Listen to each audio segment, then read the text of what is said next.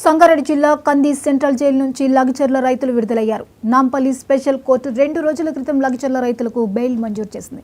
నిన్న సాయంత్రం వరకు బెయిల్కు సంబంధించిన పత్రాలు సిద్ధం కాలేదు. సాయంత్రం 6 గంటల తర్వాత బెయిల్ పత్రాలను లగచర్ల రైతుల తరపున న్యాయ పోరాటం చేసిన బీఆర్ఎస్ లీగల్ సెల్ న్యాయవాదులు రామచంద్రరావు, శుభప్రద్ పటేల్ కంది జైలు అధికారులకు అందజేశారు.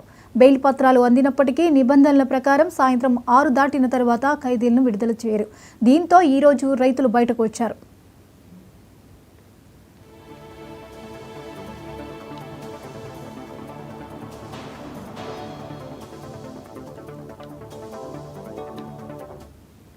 ఈ అంశంపై మరిన్ని అప్డేట్స్ ని తెలంగాణ స్పెషల్ కరెస్పాండెంట్ రాజ్ కుమార్ అందిస్తారు. రాజ్ కుమార్, రైతులు లగచర్ల నుంచి విడుదల కానున్నట్లుగా తెలుస్తోంది, వివరాలేంటి?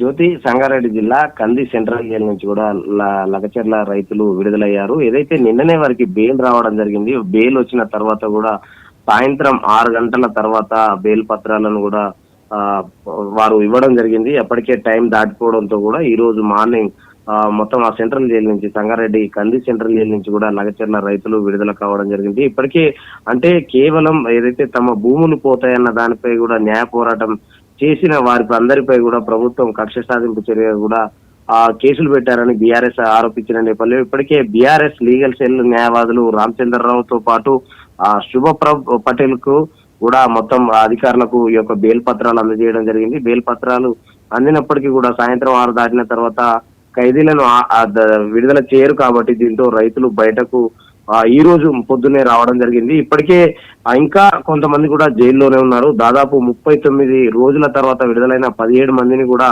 ఈ రోజు విడుదల చేయడం జరిగింది. మరో ఏదైతే ఇంకా A2గా ఉన్నటువంటి సురేష్ కావచ్చు, అదేవిధంగా ప్రభుత్వానికి వ్యతిరేకంగా నినాదాలు చేసి మొత్తానికి వాళ్ళు బయటికి రాగానే కూడా ప్రభుత్వానికి ఏదైతే వారి వ్యతిరేకంగా కూడా నినాదాలు చేయడం జరిగింది. అయితే నిన్న మాత్రం విడుదలైనటువంటి పట్నం నరేందర్ రెడ్డి కూడా ఇదే కేసులో ఉండడం జరిగింది. ఏదైతే బీఆర్ఎస్ మాజీ ఎమ్మెల్యే అయినటువంటి అతను కూడా దానికి సంబంధించినటువంటి కేసులో విడుదల అవ్వడం జరిగింది. కానీ మొత్తానికి ఈ యొక్క లగచర్ల ఘటన ఏదైతే రాష్ట్ర వ్యాప్తంగా చర్చనీయాంశమైన నేపథ్యంలో ఏదైతే ఫార్మా కంపెనీలకు తమ భూములు ఇవ్వబోమని అధికారులపై దాడి చేసిన కేసులో వీరందరికీ కూడా బెయిల్ రావడం జరిగింది. వీరి తరఫున ఎప్పుడు కూడా బీఆర్ఎస్ అండగా ఉంటుందని కేటీఆర్ చెప్పిన నేపథ్యంలో వీరందరికీ కూడా బీఆర్ఎస్ లీగల్ వారందరూ కూడా న్యాయవాదులు పోరాటం చేసి వీరందరినీ కూడా ఈ రోజు విడుదల అవ్వడం జరిగింది. వీరు మాత్రం వీరి కార్యాచరణ ఎలా ఉంటుంది, వీరు ఏం చేస్తారు, ఎందుకంటే ఇప్పటికే రైతులను అరెస్టు చేసి ఇన్ని రోజులు జైల్లో ఉండడం జరిగింది. వీరు ఏంటి అంటే రేపు భవిష్యత్తు తమ యొక్క భూములు ఇచ్చేందుకు కూడా ఇంకేమైనా న్యాయ పోరాటం చేస్తారా, వాళ్ళు బయటికి ఏదైతే విడుదలైన తర్వాత ప్రభుత్వానికి వ్యతిరేకంగా నినాదాలు కూడా చేస్తూ కూడా వాళ్ళు బయటికి రావడం జరిగింది.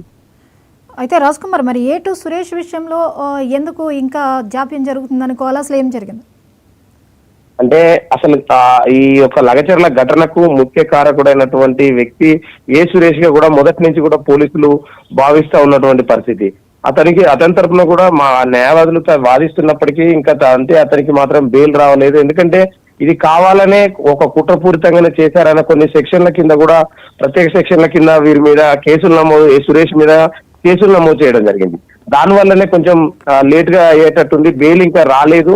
దీనికి సంబంధించినటువంటి బెయిల్ వచ్చిన తర్వాత అతన్ని కూడా బయటకు వచ్చే అవకాశం ఉంది. ఇది ఎందుకంటే పలు సెక్షన్లు అంటే కావాలని ఒకవేళ అధికారుల దాడి ఘటనలో ముఖ్యంగా ఇతని పైనే ముఖ్య ఆరోపణ ఉంది కాబట్టి ఆడ వీడియోలో సీసీ కెమెరాలో కావచ్చు, అక్కడ ఉన్న వీడియోస్ ఆడియో వీడియోలలో కూడా మొత్తం కూడా ఇతను మొత్తానికి దానికి కార్యాచరణ చేసిందంతా కూడా సురేష్ అని కూడా అటు ప్రభుత్వం నుంచి పోలీసులు చెప్తున్నటువంటి పరిస్థితులలో, అందుకే కొంచెం దానికి సంబంధించినటువంటి సురేష్ కు సంబంధించినటువంటి కేసు ఎక్కువ కేసులు నమోదు చేయడం, వాటన్నిటికీ బెయిల్ దాని వల్లనే రాకపోవచ్చు. Right, thank you Raj Kumar.